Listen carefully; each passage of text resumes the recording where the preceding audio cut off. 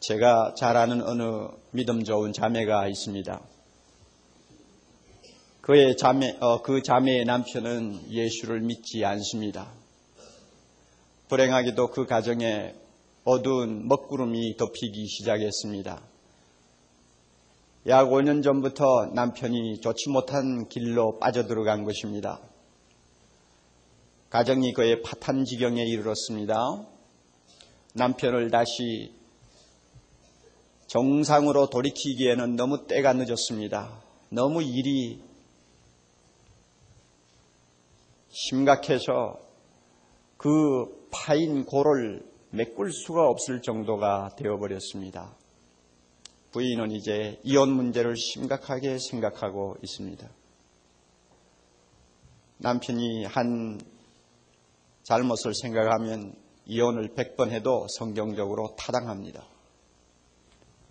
저하고 대화를 나누는 중에 그래 어떻게 결정을 하시겠소? 하고 물었더니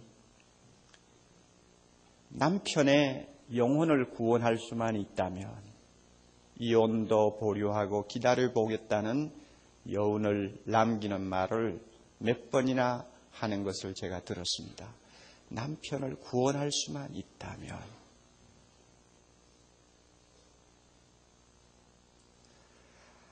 나를 해치는 사람, 가정의 평화를 파괴하는 사람, 가장으로서 남편으로서의 책임을 지지 아니하는 사람, 사랑보다도 미움이 앞서는 사람을 구원해야 되겠다고 하는 마음은 어디서 생기는 마음일까요? 그것은 누가 주는 마음일까요? 얼마나 사람 보기에는 부자연스럽고 참 어리석어 보이는 생각입니까? 내일부터 우리 일본 목사님들을 모시고 세미나를 합니다만 이제 두 번째 일본 목사님들을 모시는 세미나입니다. 그러나 그때마다 이상한 마음의 갈등이 자주 일어나는 것을 저 자신이 숨길 수가 없어요. 왜 그들을 위해서, 왜 꼭 그들을 위해서 이 일을 해야 하는가? 지난 수개월 동안 우리는 다시 입에 올리고 싶지 아니하는 과거의 치욕사에 대해서 신문을 통해 자주자주 읽으며 상처를 받았습니다. 왜 우리가 그렇게 그 사람들을 위해서 해야 하나? 그런 고통이 와요. 그러나 그 일본 목사님도 과거의 일제시대에는 우리나라에 있는 교회 목사님들과 똑같이 정부로부터 핍박을 받았고 수많은 순교자를 내었습니다. 정부에 대해서 불의를 외치다가 그들은 끌려갔고 그들은 세멘트 바닥에서 먹지 못하고 떨다가 죽은 자들이 한두 사람이 아닙니다. 그것을 생각하면 그리스도 안에서는 전혀 문제가 안 되는데도 민족적인 감정 때문에 왜 그들을 위해서 우리가 해야 하는가 하는 갈등을 느낀단 말입니다. 그만큼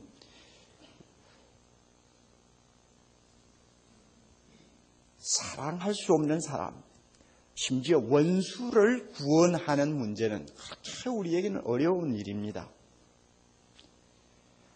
원수의 구원을 바라고 기도하는 마음은 하나님의 사랑이 우리 안에서 충만할 때 가능하다고 믿습니다.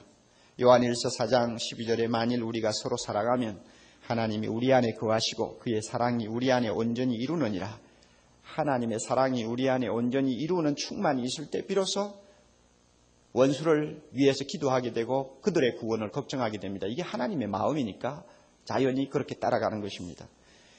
우리가 10장 1절에 들어와서도 보면 바울은 하나님의 사랑을 자기 마음에서 온전히 이루는 사람인 것을 다시 한번 보게 됩니다. 그는 여전히 동족의 구원을 놓고 간절히 기도하고 있습니다. 형제들아 내 마음에 원하는 바와 하나님께 구하는 바는 이스라엘을 위함이니 곧 저희로 구원을 얻게 하려 함이라. 원수의 영혼이 멸망당하지 않기를 간절히 바라고 그들에게 쫓겨다니며 핍박을 당하는 신세이면서도 그들을 위해서 기도하는 바울의 심정을 우리는 조용히 한번 읽어볼 필요가 있습니다. 이것이 바로 하나님의 사랑이요 그 사랑을 담은 거룩한 사람의 태도라고 생각합니다.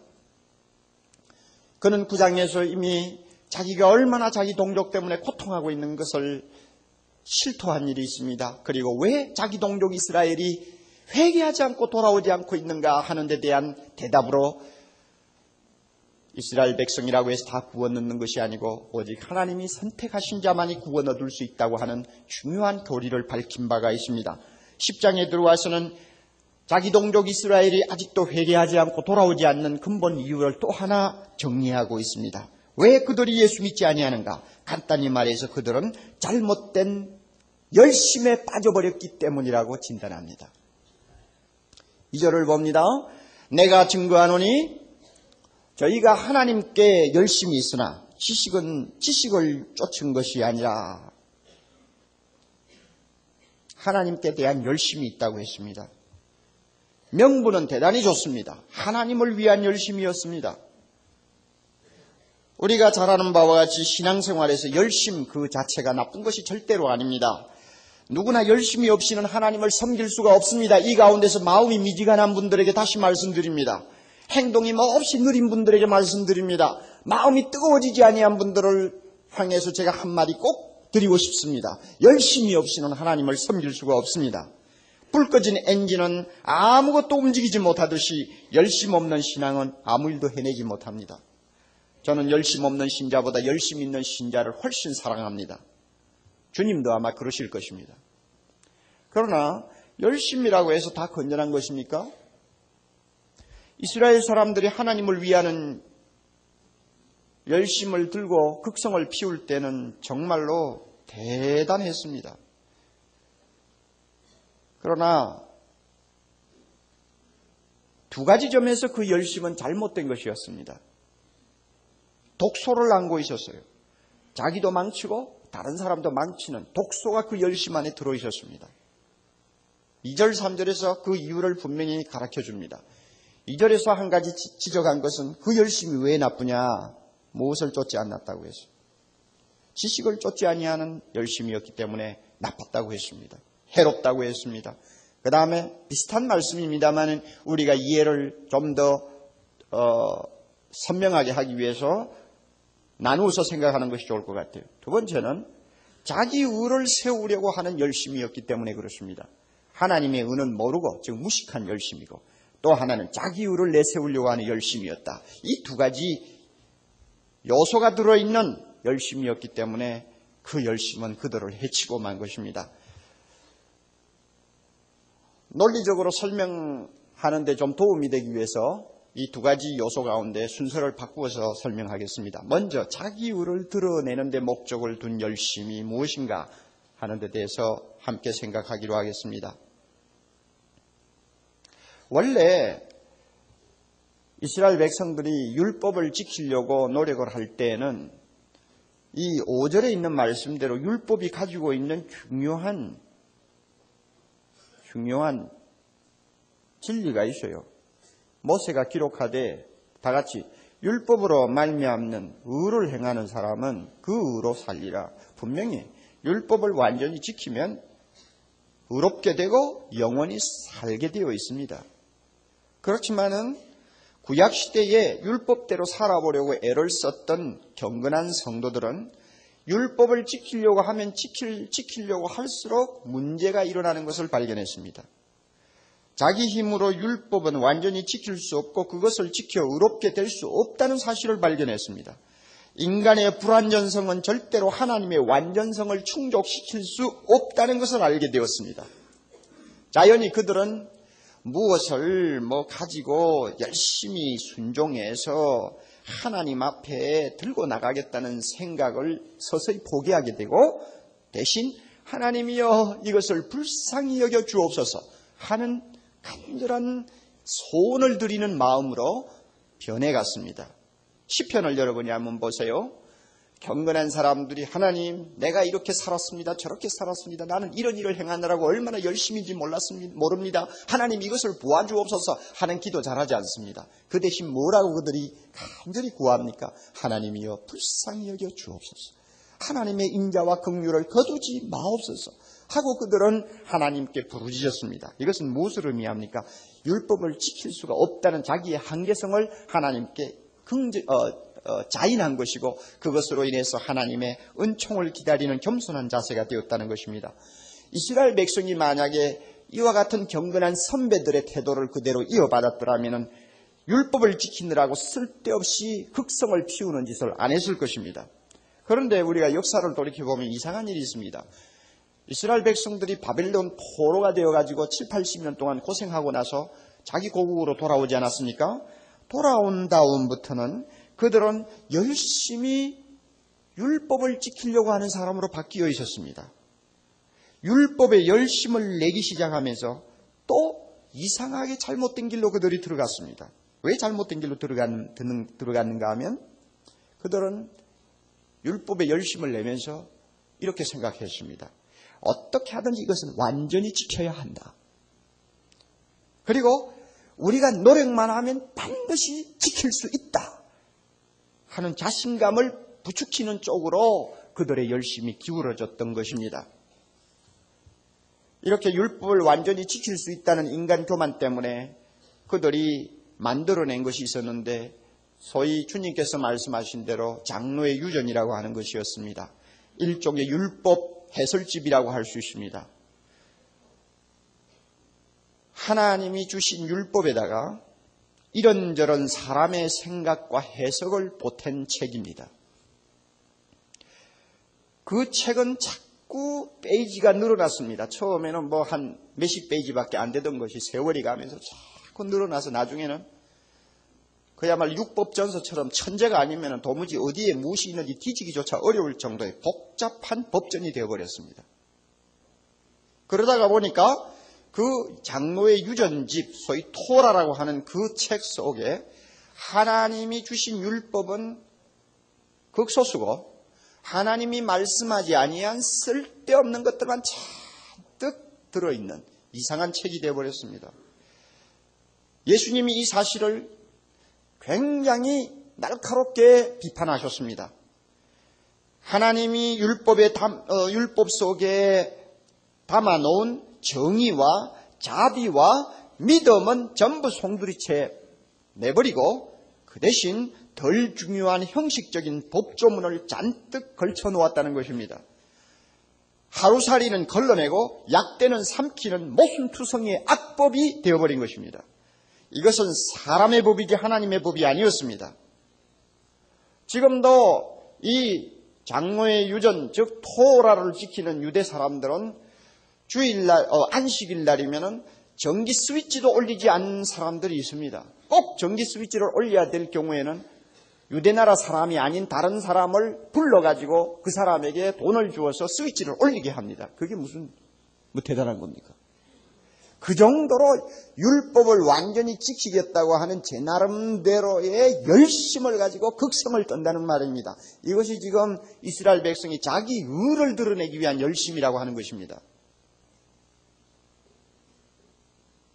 그들은 이런 악법을 지켜 의로워질 줄 알고 거기에 매달렸습니다. 율법을 지키는 자가 아니라 율법주의의 노예가 되어버린 것입니다. 바울이 전형적인 인물이었습니다. 갈라디아 1장 14절 내가 내 동족 중 여러 영갑자보다 유대교를 지나치게 믿어. 이 말이 자기 의를 나타내기 위한 열심을 말하는 것입니다. 지나치게 믿어. 내 조상의 유전에 대하여 더욱 열심히 있었다. 바울이 옛날에 그랬습니다. 유대나라 사람들이 다 그 꼴이었습니다. 그러므로 자기들처럼 이 유전을 지키지 아니하는 사람은 사정없이 비판하고 이간질했습니다. 더 나아가서는 죽이는 데까지 서슴지 않았습니다. 그러면서도 그들은 하나님을 위해서 이렇게 한다고 소리를 쳤습니다. 예수님도 이 사실을 분명히 예언을 했습니다. 요한복음 16장 2절 사람들이 너희를 추례할 뿐 아니라 때가 이르면 무릇 너희를 죽이는 자가 생각하기를 이것이 하나님을 섬기는 예라 하리라. 이것이 하나님을 섬기는 예라 하리라. 하나님을 위해서 이렇게 열심으로 사람까지 죽인다 하고 떠드는 사람이 된다는 말입니다. 얼마나 잘못된 것입니까? 얼마나 해로운 열심입니까? 또 두 번째로 그들의 열심이 잘못된 것은 지식을 쫓지 않기 때문이라고 했습니다. 지식을 쫓지 아니하는 열심, 한마디로 말하면 무식한 열심이었다는 말입니다. 이 지식을 쫓지 않는다는 말은 무슨 의미인가? 3절에서 설명을 하고 있습니다. 지식을 쫓지 않는다. 무식하다. 무엇에 대해서 무식하냐? 3절. 하나님의 의에 대해서 모른다 그랬죠. 하나님의 의를 모른다. 무엇이 하나님의 의입니까? 예수 그리스도입니다. 4절에서 이제 설명합니다. 잘 보세요. 4절. 그리스도는 모든 믿는 자에게 다같이 의를 이루기 위하여 율법의 마침이 되시니라. 예수 그리스도가 하나님의 의입니다. 그 예수 그리스도는 우리 모두를 의롭다 하기 위해서 하나님이 내어놓으신 의입니다. 그러면 왜 예수 그리스도가 하나님의 의가 될 수 있었습니까? 율법의 마침이 되시기 때문입니다. 예수님은 율법의 마침입니다. 이 말씀을 여러분이 이해하셔야 됩니다. 율법의 마침이다. 참 중요한 말입니다. 성경에서 여기만 나오는 단어입니다. 다른 성경에서는 율법의 완성이라는 말을 씁니다. 이미 앞에 있는 여러 장에서 이 사실을 저는 누누이 설명을 했습니다. 예수님은 우리가 지키지 못하는 율법을 대신 지키기 위해서 이 세상에 오셨고, 이 세상에 오셔서 자기는 죄가 없으면서도 율법 아래 갇혀 그 율법을 우리 대신 다 순종하셨습니다. 그리고 우리가 율법을 지키지 못해서 꼭 받아야 될 율법의 형벌을 그가 대신 다 받으셨습니다. 그러므로 예수님은 율법의 요구를 충족시키신 분이요, 율법을 완성시키신 분입니다. 더 이상 우리는 하나님의 공의를 만족시키기 위해서 율법을 지킬 의무가 없습니다. 율법 아래서 떨어야 하는 시대는 끝났습니다. 지금은 예수를 믿기만 하면, 우리 대신 율법을 완전히 지켜주신 예수를 믿기만 하면 우리는 의롭게 되는 은혜의 시대에 살고 있습니다. 믿습니까, 여러분? 예. 그러므로 예수님이야말로 하나님의 의입니다. 우리를 의롭게 하기 위해서 하나님이 보여주신 그의 의입니다. 하나님의 의란 하나님이 인정하고 받아주는 의입니다. 그것은 우리의 의가 아니라 예수 그리스도의 의입니다. 열심히 지켜서 얻는 의가 아니라 믿어서 얻는 의를 말하는 것입니다. 이것이 하나님의 의입니다. 그러므로 사람은 의롭게 되는 길이 따로 있는 것처럼 생각을 하면 안 됩니다. 굉장히 탐구를 해야 되고 노력을 해야 되고 열심히 뛰어야 비로소 이 의를 얻을 수 있다고 생각하지 말아야 합니다. 예수 그리스도는 하나님이 주시는 의이므로 우리가 탐구하고 노력하고 이리 뛰고 저리 뛰어서 얻어내는 의가 아닙니다. 예수님은 자기가 오셨지 우리가 끌어내린 것도 아니고 불러낸 것도 아닙니다. 하나님이 주신 의지 우리가 손발을 비벼가지고 얻은 의가 아닙니다. 그러므로 재밌는 말씀이 그 다음에 나옵니다. 여러분 6절 보세요. 믿음으로 말미암는 의는 이같이 말하되 내 마음에 누가 하늘에 올라가겠느냐 하지 말라 하니 올라가겠느냐 하면 그리스도를 모셔 내리려는 것이요. 혹 누가 음부에 내려가겠느냐 하지 말라 하니 내려가겠느냐 하면 그리스도를 죽은 자 가운데서 모셔 올리는 것이라. 아마 여러분 가운데서 이 본문 읽고 제대로 이해하시는 분이 몇 분이나 될지 모르겠습니다. 도대체 이게 무슨 말씀인가? 그런데 이런 본문은 구약 성경에서 인용된 본문이기 때문에 구약에 있는 신명기 30장 12절 14절까지 돌아가서 읽으시고 그것을 비교하면 그렇게 어렵지 않게 이해할 수가 있습니다. 그 신명기 30장 12절 13절 가서 보면 누가 우리를 위하여 하늘에 올라가서, 여기는 그 말이 나와 있죠. 누가 우리를 위해서 하늘에 올라가겠느냐. 거기까지만 인용을 해버리니까 이해하기가 어려운 것입니다. 그 다음에 뭐가 나오느냐 하면 누가 하늘에 올라가서 하나님의 명령을 우리에게 가지고 와서 우리에게 들려 행하게 할 것이 아니라 누가 우리를 위해서 음부에 내려가서 바다 끝에 가가지고 하나님의 명령을 가지고 와서 우리에게 행하게 할까, 그렇게 말할 필요가 없다는 말입니다. 이미 하나님의 명령은 가까이 와 있고 하나님의 명령은 이미 전파되었기 때문에 그렇게 하늘로 올라가고 땅속을 들어가고 노력할 필요가 없다는 말입니다.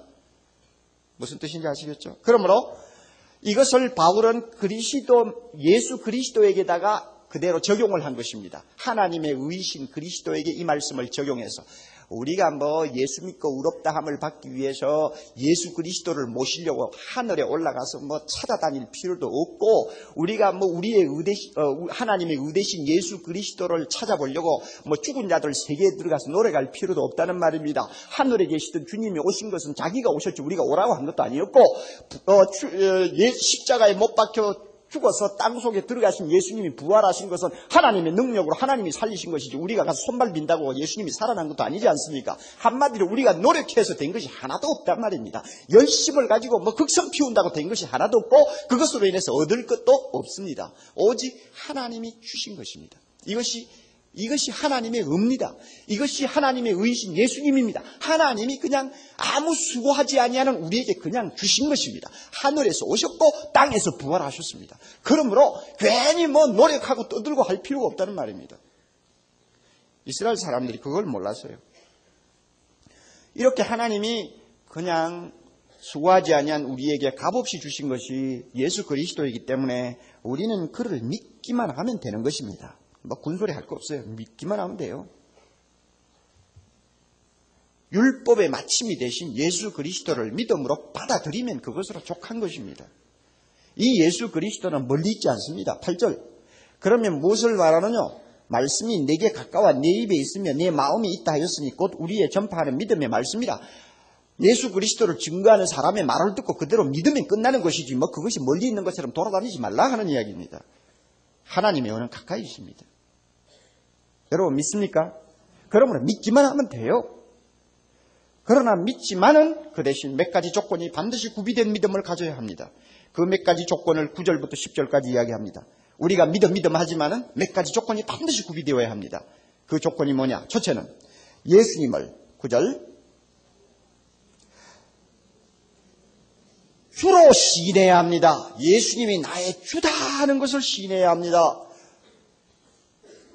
나의 왕이여, 내가 절대 복종할 자심을 시인해야 합니다. 다시 말해 예수님이 나의 생사 화복을 완전히 주관하시는 하나님이신 것을 고백해야 합니다.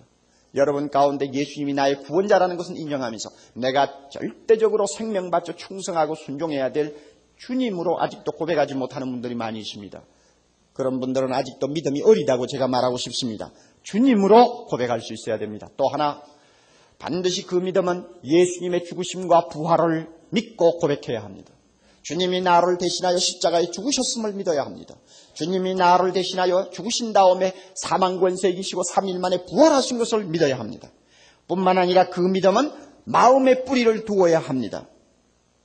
10절. 사람이 다 같이 마음으로 믿어 의에 이르고 입으로 시인하여 구원에 이르느니라. 반드시 마음에서 우러나오는 믿음이어야 합니다. 겉으로 사람 보기에 듣기 좋은 고백을 하는 것이 아니라 마음에 뿌리를 두고 진실하게 고백하는 믿음이어야 합니다. 예수님은 나의 주님이십니다. 예수님은 죽으셨다가 부활하셨습니다. 마음으로 고백해야 돼요. 그 다음에 또 중요한 것이 있습니다. 마음으로 믿기만 하면 안 됩니다. 공적으로 모든 사람 앞에서 나는 주님을 믿습니다 하는 것을 입으로 시인하는 믿음이어야 합니다. 어떤 사람은 보면 마음으로 믿는다고 하면서 입으로 시인하라고 하면 입을 열지 아니하는 사람이 있습니다. 그 믿음은 제가 볼 때에 문제가 있는 믿음입니다. 직장에 다니시는 우리 형제분들에게 제가 말씀드립니다.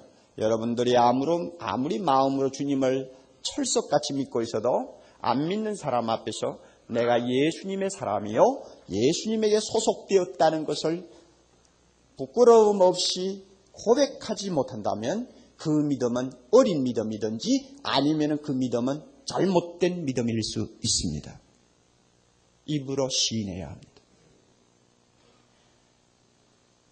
이와 같은 믿음을 가진 사람에게는 하나님께서 유대인이나 이방인을 가리지 아니하고 빈부귀천을 가리지 아니하고 남녀노소를 구별하지 아니하고 누구에게든지 구원을 주십니다. 의롭다함을 주십니다. 그것이 11절 말씀입니다.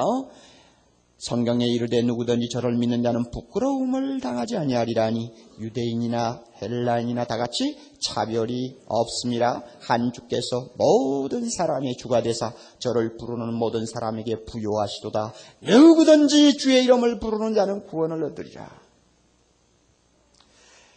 불행하게도 이스라엘 사람들은 하나님이 주신 이 영광스러운 의, 예수 그리스도, 이분을 믿기만 하면 얻는 의, 누구에게나 차별 없이 주시는 의, 이 의에 대해서 무식했습니다. 무식하면서 열심을 냈다는 말입니다. 이 무식의 비극이 주님 오신 지 2000년이 다 지나가는데도 아직도 그들의 마음을 사로잡고 있다는 것을 생각하면 참 기가 막힐 일이 아닐 수가 없습니다.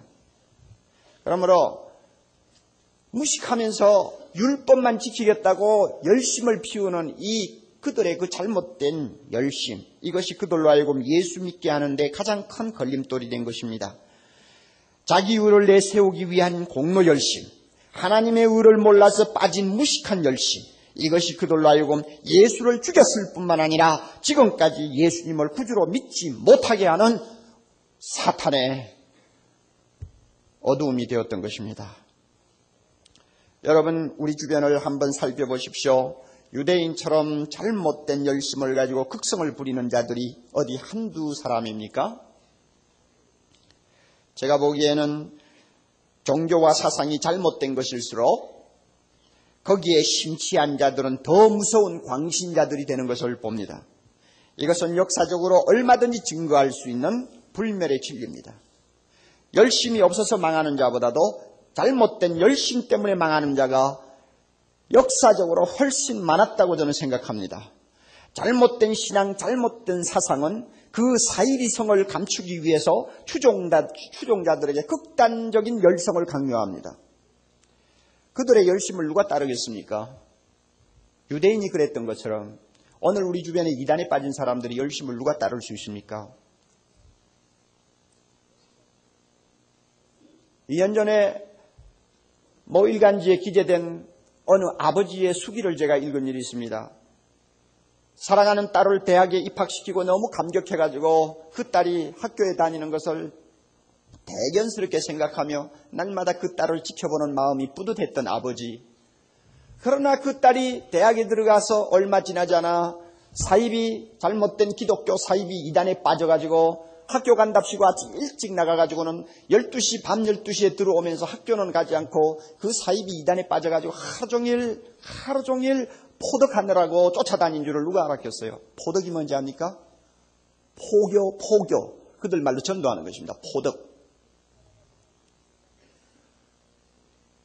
아침 일찍 나가가지고 거기에 가서는 오늘 어느 캠퍼스에 가서 학생 몇 명을 포덕해가지고 데려오라 지시를 받으면 하루 종일 공부는 안 하고 캠퍼스마다 돌아다니면서 순진한 학생들 꼬여가지고 데리고 온단 말이에요. 그렇게 해가지고 그 잘못된 이단에 충성을 해왔습니다. 나중에 아버지가 그 딸을 거기서 끌어냈습니다마는 그 잘못된 이단에 빠진 사람들의 그 열심을 우리가 따라가지 못합니다. 이건 마귀의 열심이니까 좀 극성 맞은 데가 있어요. 다미 선교인지 도미 선교인지 하는데 여러분 그 선교에 빠져가지고 금년 10월 며칠 날 예수님 오신다고 떠들고 다니는 사람 열심을 여러분이 따를 수가 있습니까? 따를 수가 없어요. 죽었다 깨어나도 못 따릅니다. 바로 그것이 자기 의를 드러내는 열심이요 무식한 데서 오는 열심인 것입니다. 우리 교회 다니다가 어떻게 불행하게도 잘못된 대로 미끄러진 교인들을 가끔 보면 가서 광신자들이 되는 것을 봅니다. 얼마나 광신자인지요. 우리 교회 성도들의 집 전화를 걸어가지고는 열심히 거기 와야 구원받는다고 전도하고 떠드는 것을 보면 정말 놀라운 일입니다. 하나같이 잘못된 열심을 가지고 열광하는 사람들 우리 주변에 너무나 많습니다. 무식해서 부리는 극성은 치료할 약이 없습니다. 머리는 차가워야 하고 가슴은 뜨거워야 하는데 머리까지 열을 받았으니 그 열받은 머리를 누가 시킵니까? 그렇게 해서 열광주의자가 되어버린 사람은 고칠 수가 없어요. 병적인 열광주의자. 차라리 그런 사람이 되느니 불 꺼진 가슴을 안고 있는 사람이 훨씬 낫습니다. 여러분, 열심이 없는 자는 자기 자신을 해칠 수는 있어도 다른 사람은 해치지 않습니다. 열심이 없는데 뭐 남을 해칠 거 있나요? 그러나 잘못된 열심은 그거 어떻게 됩니까? 자기도 죽이고 남도 죽이는 겁니다. 남도 죽이는 거예요. 이제 교회를 잘 나오시는 우리 형제들 가운데서는 뭐 지금은 안 그러겠지만 과거에 여러분 부인이 너무 사랑의 교회에 깊이 빠지는 것을 보고 야 이거 큰일 났구나, 열받아도 보통 받은 것이 아니다 걱정 많이 했을 것으로 압니다. 그러나 여러분이 신앙생활 해보시니까 어떻습니까? 사랑의 교회에 와서 예수님에게 미친 것이 얼마나 멋있는 열심입니까? 우리는 잘못된 열심은 가르치지 않습니다. 우리가 이렇게 잘못된 열심으로 멸망의 길을 걸어가는 수많은 사람들을 보면서 우리는 그러면 어떻게 해야 되겠느냐? 저렇게 잘못된 열심을 내어서 극성을 피우는 열광주의자들과 달리 우리는 좀 냉정해야 되겠다. 여러분 그렇게 생각하면 큰일 납니다. 그들은 잘못된 진리, 아무것도 아닌 것을 가지고 저렇게 생명을 걸고 뛰는데 하나님의 의신 예수 그리스도를 값없이 받은 우리가 어찌 뛰지 않겠습니까? 어찌 열심을 내지 않겠습니까? 만약에 이 좋은 예수를 알고도 열심을 내지 아니하는 사람이면 그 사람의 믿음은 정말 좀 의심을 해야 될지 모르겠습니다. 참된 열심은 그리스도를 대상으로 하며 그로 말미암아 꽃이 되는 열심입니다. 진센도르프가 이런 말을 했습니다. 내게는 오직 한 가지 정열이 있다. 그 정열은 주님, 오직 주님 한 분뿐이다. 하나님의 의신 예수 그리스도 때문에 내는 열심, 그분에게 사로잡혀 하나님 앞에 전부를 드리는 열심은 절대로 나무랄 것이 없는 열심입니다. 우리는 이런 열심은 가져야 합니다.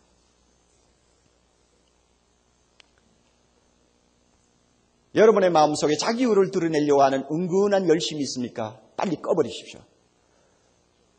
여러분 마음속에 무식해가지고 아무것도 아닌 것을 가지고 끼고 열심을 부리는 그런 어리석음이 있습니까? 빨리빨리 물동이를 들고 가서 꺼버리십시오. 그것은 백해무익입니다. 여러분 마음에 예수 그리스도 때문에 미치는 열심이 있습니까? 거기에는 기름을 좀 더 부으십시오. 더 부어도 괜찮습니다. 지나치리라고 여러분 걱정하지 마십시오. 주님은 지나치게 하지 않습니다. 성령은 지나치면 절제할 수 있도록 은혜 주십니다. 믿습니까 여러분? 끝으로 우리는 한 가지 더 오늘 본문에서 배워야 할 것이 있습니다.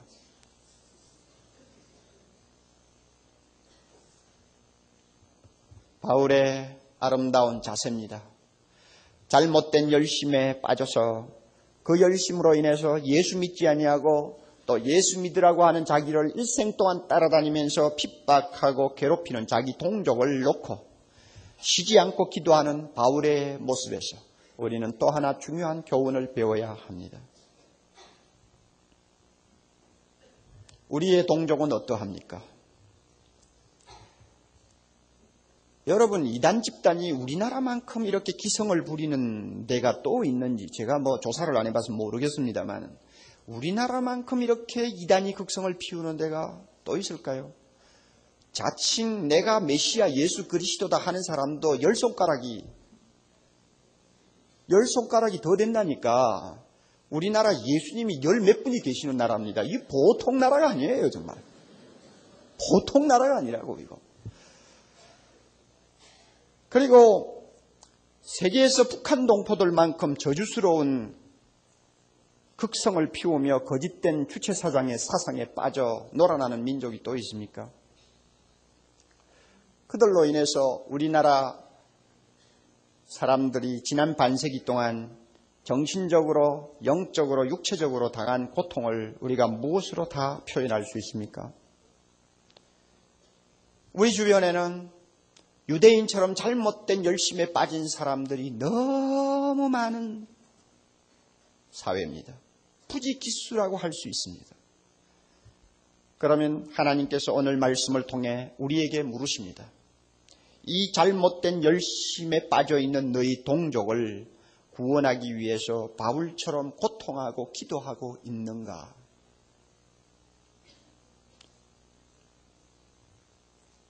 비판하고 욕하고 비웃기만 하는가? 아니면 바울처럼 고통하고 괴로워하면서 그들의 영혼을 위해 기도하고 있는가? 주님이 이 자리에서 물으십니다. 우리는 무엇이라고 대답해야 합니까? 지난 수요일 날 저녁에 예배에 참석했던 분들은 서대반 선교사가 보고하는 여러 가지 은혜스러운 북한의 상황을 들으셨으리라고 생각합니다. 수요일 날 설교 서대반 선교사가 한다고 주보에 안 났던데? 여러분 아마 그런 생각하실 분이 있을 거예요. 일부러 안 냈어요. 일부러. 누가 뭐 한다 하면 나오고 안 한다 하면 안 나오고 뭐 그래가지고 되겠어요? 안 되는 거예요. 이제는 뭐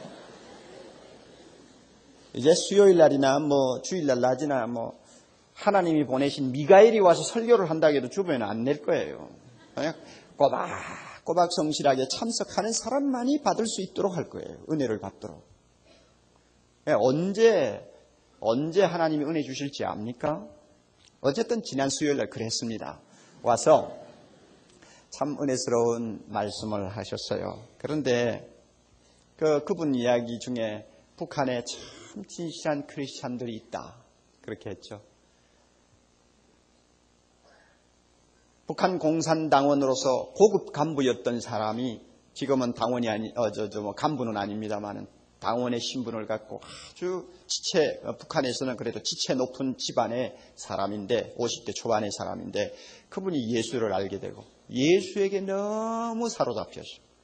그 뜨거운 마음을 주체하지 못했어. 다니는 데마다 예수 믿으라고 전하다가 붙들려 들어가서 죽도록 두들겨 맞고 나왔습니다.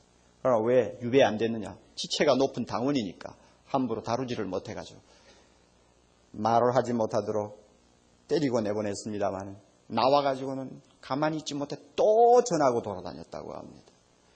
그 사람 불러가지고 그 다음에는 성대를 잘라버렸어요. 말을 못하게. 그리고 나중에 제가 들으니까 두들겨 맞아서 다리를 제대로 쓰지 못하는 불구자가 되었다고 합니다.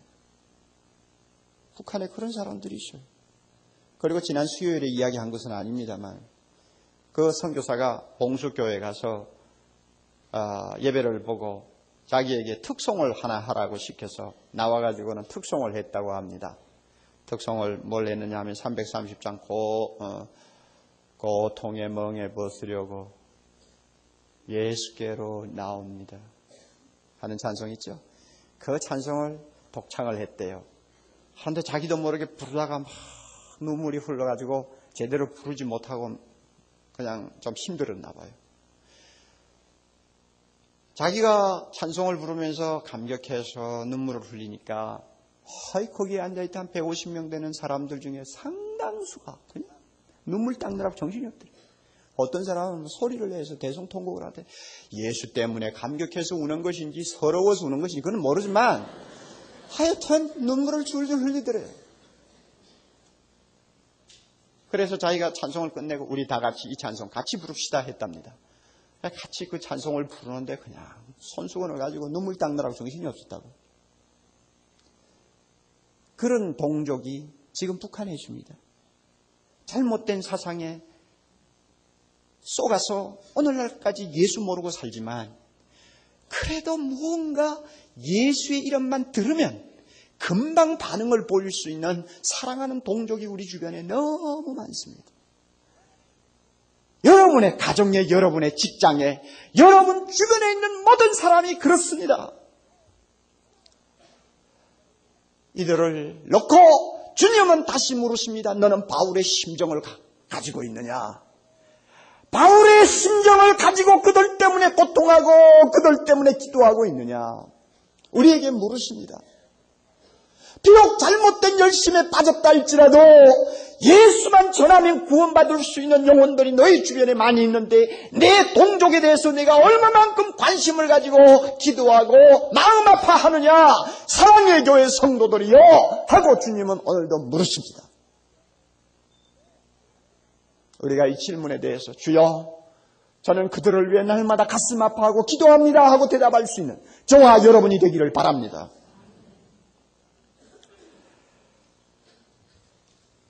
우리에게 하나님의 의대신 예수 그리스도를 주신 놀라운 은혜를 감사하고 아직도 이 그리스도를 알지 못해서 쓸데없는 일에 열심을 부리며 살고 있는 내 동족을 생각하면서 우리 기쁨으로 찬양 141장을 같이 부르도록 하겠습니다. 기쁨으로 찬양 141장. 제가 잘 아는 어느 믿음 좋은 자매가 있습니다. 그 자매의 남편은 예수를 믿지 않습니다. 불행하게도 그 가정에 어두운 먹구름이 덮이기 시작했습니다. 약 5년 전부터 남편이 좋지 못한 길로 빠져들어간 것입니다. 가정이 거의 파탄 지경에 이르렀습니다. 남편을 다시 정상으로 돌이키기에는 너무 때가 늦었습니다. 너무 일이 심각해서 그 파인 골을 메꿀 수가 없을 정도가 되어버렸습니다. 부인은 이제 이혼 문제를 심각하게 생각하고 있습니다. 남편이 한 잘못을 생각하면 이혼을 100번 해도 성경적으로 타당합니다. 저하고 대화를 나누는 중에 그래 어떻게 결정을 하시겠소? 하고 물었더니 남편의 영혼을 구원할 수만 있다면 이혼도 보류하고 기다려보겠다는 여운을 남기는 말을 몇 번이나 하는 것을 제가 들었습니다. 남편을 구원할 수만 있다면.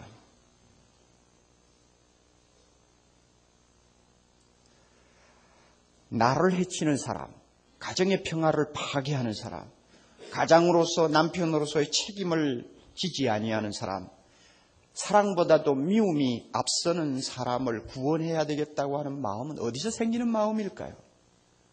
그것은 누가 주는 마음일까요? 얼마나 사람 보기에는 부자연스럽고 참 어리석어 보이는 생각입니까? 내일부터 우리 일본 목사님들을 모시고 세미나를 합니다만 이제 두 번째 일본 목사님들을 모시는 세미나입니다. 그러나 그때마다 이상한 마음의 갈등이 자주 일어나는 것을 저 자신이 숨길 수가 없어요. 왜 그들을 위해서, 왜 꼭 그들을 위해서 이 일을 해야 하는가? 지난 수개월 동안 우리는 다시 입에 올리고 싶지 아니하는 과거의 치욕사에 대해서 신문을 통해 자주자주 읽으며 상처를 받았습니다. 왜 우리가 그렇게 그 사람들을 위해서 해야 하나? 그런 고통이 와요. 그러나 그 일본 목사님도 과거의 일제시대에는 우리나라에 있는 교회 목사님들과 똑같이 정부로부터 핍박을 받았고 수많은 순교자를 내었습니다. 정부에 대해서 불의를 외치다가 그들은 끌려갔고 그들은 세멘트 바닥에서 먹지 못하고 떨다가 죽은 자들이 한두 사람이 아닙니다. 그것을 생각하면 그리스도 안에서는 전혀 문제가 안 되는데도 민족적인 감정 때문에 왜 그들을 위해서 우리가 해야 하는가 하는 갈등을 느낀단 말입니다. 그만큼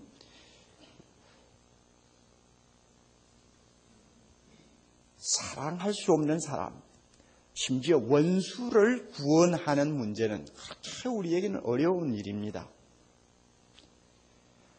원수의 구원을 바라고 기도하는 마음은 하나님의 사랑이 우리 안에서 충만할 때 가능하다고 믿습니다. 요한일서 4장 12절에 만일 우리가 서로 사랑하면 하나님이 우리 안에 거하시고 그의 사랑이 우리 안에 온전히 이루느니라. 하나님의 사랑이 우리 안에 온전히 이루는 충만이 있을 때 비로소 원수를 위해서 기도하게 되고 그들의 구원을 걱정하게 됩니다. 이게 하나님의 마음이니까 자연히 그렇게 따라가는 것입니다. 우리가 10장 1절에 들어와서도 보면 바울은 하나님의 사랑을 자기 마음에서 온전히 이루는 사람인 것을 다시 한번 보게 됩니다. 그는 여전히 동족의 구원을 놓고 간절히 기도하고 있습니다. 형제들아 내 마음에 원하는 바와 하나님께 구하는 바는 이스라엘을 위함이니 곧 저희로 구원을 얻게 하려 함이라. 원수의 영혼이 멸망당하지 않기를 간절히 바라고 그들에게 쫓겨다니며 핍박을 당하는 신세이면서도 그들을 위해서 기도하는 바울의 심정을 우리는 조용히 한번 읽어볼 필요가 있습니다. 이것이 바로 하나님의 사랑이요 그 사랑을 담은 거룩한 사람의 태도라고 생각합니다. 그는 9장에서 이미 자기가 얼마나 자기 동족 때문에 고통하고 있는 것을 실토한 일이 있습니다. 그리고 왜 자기 동족 이스라엘이 회개하지 않고 돌아오지 않고 있는가 하는 데 대한 대답으로 이스라엘 백성이라고 해서 다 구원 얻는 것이 아니고 오직 하나님이 선택하신 자만이 구원 얻을 수 있다고 하는 중요한 교리를 밝힌 바가 있습니다. 10장에 들어와서는 자기 동족 이스라엘이 아직도 회개하지 않고 돌아오지 않는 근본 이유를 또 하나 정리하고 있습니다. 왜 그들이 예수 믿지 아니하는가? 간단히 말해서 그들은 잘못된 열심에 빠져버렸기 때문이라고 진단합니다. 2절을 봅니다. 내가 증거하노니 저희가 하나님께 열심히 있으나 지식을 쫓은 것이 아니라 하나님께 대한 열심이 있다고 했습니다.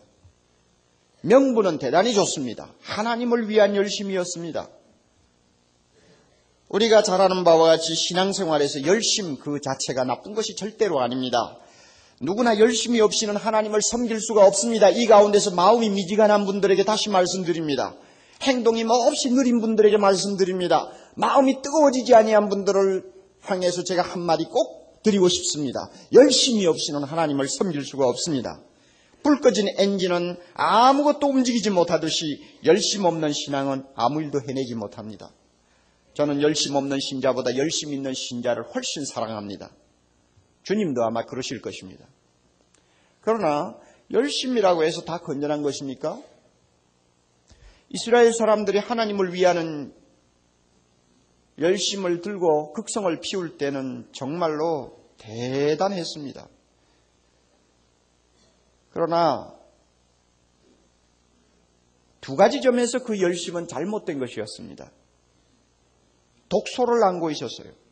자기도 망치고 다른 사람도 망치는 독소가 그 열심 안에 들어있었습니다. 2절 3절에서 그 이유를 분명히 가르쳐 줍니다. 2절에서 한 가지 지적한 것은 그 열심이 왜 나쁘냐? 무엇을 쫓지 않았다고 했어요. 지식을 쫓지 아니하는 열심이었기 때문에 나빴다고 했습니다. 해롭다고 했습니다. 그 다음에 비슷한 말씀입니다만 우리가 이해를 좀 더 선명하게 하기 위해서 나누어서 생각하는 것이 좋을 것 같아요. 두 번째는 자기 의를 세우려고 하는 열심이었기 때문에 그렇습니다. 하나님의 의는 모르고 즉 무식한 열심이고 또 하나는 자기 의를 내세우려고 하는 열심이었다. 이 두 가지 요소가 들어있는 열심이었기 때문에 그 열심은 그들을 해치고 만 것입니다. 논리적으로 설명하는 데 좀 도움이 되기 위해서 이 두 가지 요소 가운데 순서를 바꾸어서 설명하겠습니다. 먼저 자기 의를 드러내는 데 목적을 둔 열심이 무엇인가 하는 데 대해서 함께 생각하기로 하겠습니다.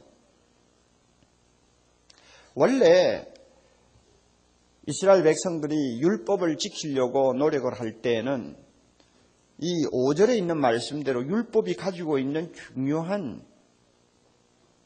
중요한 진리가 있어요. 모세가 기록하되 다 같이 율법으로 말미암는 의를 행하는 사람은 그 의로 살리라. 분명히 율법을 완전히 지키면 의롭게 되고 영원히 살게 되어 있습니다. 그렇지만은 구약시대에 율법대로 살아보려고 애를 썼던 경건한 성도들은 율법을 지키려고 하면 지키려고 할수록 문제가 일어나는 것을 발견했습니다. 자기 힘으로 율법은 완전히 지킬 수 없고 그것을 지켜 의롭게 될 수 없다는 사실을 발견했습니다. 인간의 불완전성은 절대로 하나님의 완전성을 충족시킬 수 없다는 것을 알게 되었습니다.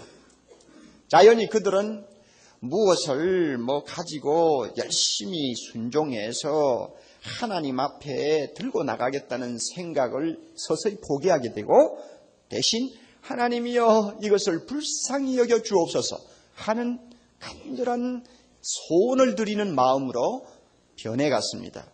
시편을 여러분이 한번 보세요. 경건한 사람들이 하나님 내가 이렇게 살았습니다. 저렇게 살았습니다. 나는 이런 일을 행하느라고 얼마나 열심인지 모릅니다. 하나님 이것을 보아주옵소서 하는 기도 잘하지 않습니다. 그 대신 뭐라고 그들이 간절히 구합니까? 하나님이여 불쌍히 여겨 주옵소서. 하나님의 인자와 긍휼을 거두지 마옵소서 하고 그들은 하나님께 부르짖었습니다. 이것은 무엇을 의미합니까? 율법을 지킬 수가 없다는 자기의 한계성을 하나님께 자인한 것이고 그것으로 인해서 하나님의 은총을 기다리는 겸손한 자세가 되었다는 것입니다. 이스라엘 백성이 만약에 이와 같은 경건한 선배들의 태도를 그대로 이어받았더라면 율법을 지키느라고 쓸데없이 극성을 피우는 짓을 안 했을 것입니다. 그런데 우리가 역사를 돌이켜보면 이상한 일이 있습니다. 이스라엘 백성들이 바벨론 포로가 되어가지고 7, 80년 동안 고생하고 나서 자기 고국으로 돌아오지 않았습니까? 돌아온 다음부터는 그들은 열심히 율법을 지키려고 하는 사람으로 바뀌어 있었습니다. 율법에 열심을 내기 시작하면서 또 이상하게 잘못된 길로 그들이 들어갔습니다. 왜 잘못된 길로 들어갔는가 하면 그들은 율법에 열심을 내면서 이렇게